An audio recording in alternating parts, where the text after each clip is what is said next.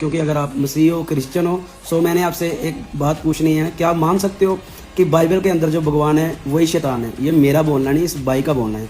सो आपने कमेंटों में अपनी राय देनी है, विचार देने हैं, कुछ नहीं हमने ये भाई को बोलना, सिर्फ ये भाई कमेंट पढ़े और कमेंट पढ़ने के बाद इसको खुद पता चल जाएगा कि ये क्या गलती कर रहा है। बाकी इसको परमेश्वर माफ़ करे। सो हमारा परमेश्वर माफ़ करने वाला खुदा है, जीवित खुदा है। सो इसको समझ आ सके, वीडियो शेयर करना ज़्यादा से ज़्यादा और इसकी वीडियो पूरी सुनना। बहुत भाई बहनों ने मुझे ये वीडियो 2-4 दिन से सेंड की है, सो आप प्लीज़ देखना जरूर। थैंक यू भाई। ये ईसा मसीह को भगवान बताते हैं, तो इस बारे में आप क्या कहेंगे? देखो जी, ईसा मसीह भगवान नहीं है। वो खुद कहते थे कि मैं तो उस परमात्मा का बेटा हूँ। जैसा कि हमारे समक्ष आपको दिखा देते हैं, फिलहाल पवित्र बाइबल ही है, इसके अंदर प्रमाण से दिखाते हैं। ये आप देखेंगे मत्ती चैप्टर है। मत्ती चैप्टर में ईसा जी के बारे में स्पष्ट कहा गया है कि जो मुझसे हे प्रभु कहता है, उनमें से हर एक स्वर्ग के राज्य में प्रवेश ना करेगा। कि वो स्पष्ट कर रहे हैं कि जो मुझे हे प्रभु कहेगा वो स्वर्ग के राज्य में प्रवेश ना करेगा। ऐसा क्यों? क्योंकि वो परमात्मा थे ही। अच्छा भाई, वो तो परमात्मा के बेटे थे। इसका कोई प्रमाण है भाई? तो प्रमाण है, वो भी आपको दिखाते हैं मत्ती चैप्टर में। क्योंकि इसने कहा था कि मैं परमेश्वर का पुत्र हूँ। उन्होंने कभी नहीं कहा मैं परमात्मा, उन्होंने बोला मैं परमेश्वर का पुत्र हूँ। फिर आगे क्या बोला?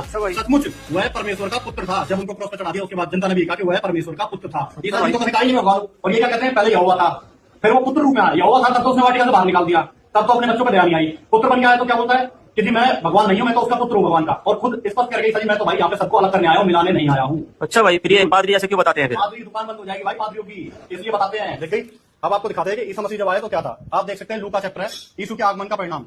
तो ईसा मसीह जी क्या बता रहे कि मैं पृथ्वी पर आग लगाने आया हूं। अब ये कैसा भगवान है? पहले यहोवा ने तो अपने पुत्र को वाटिका से बाहर निकाल दिया, उसको अमरफल नहीं खाने दिया, तो वो कैसा भगवान हुआ जो अपनी औलाद के साथ इतना अन्याय करता है? फिर उसके बाद जब वो पुत्र रूप में आया तो क्या करा है? मैं पृथ्वी पर आग लगाने आया हूं और क्या चाहता हूं कि केवल यह है कि अभी सुलभ जाती। क्या तुम समझते हो कि मैं पृथ्वी पर मिलाप कराने आया हूं?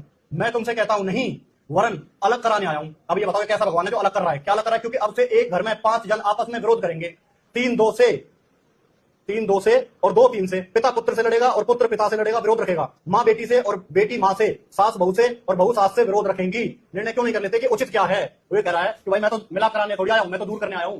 बाप को बेटे से लड़ाऊंगा, माँ को बेटी से लड़ाऊंगा, सास को बहू से लड़ाऊंगा। तो ये कैसा भगवान है? ये बात तो सही करा मेरे यार। और ये मेरे ख्याल से कोई भी पादरी नहीं बताता होगा भाई क्यों नहीं बताता भाई ये बात? इनका धंधा बंद होगा, दुकान बंद होगी भाई, सच्चाई पता चल जाएगी। एक दयालु परमात्मा केवल कबीर परमात्मा है, उसके अलावा कोई दयालु नहीं है। भाई बात तो सही करा यार, और आज उसकी तक तो किसी ने जानकारी नहीं के लिए बताया। आपको आना पड़ेगा संत रामपाल जी महाराज जी की शरण में, जो सभी शास्त्रों से प्रमाणित बताते हैं कि वास्तविकता में परमात्मा कौन है। बाकी जो अपने ईसाई भाई अभी साधना कर रहे हैं, ये पादरियों द्वारा भ्रमित कर दिए गए हैं।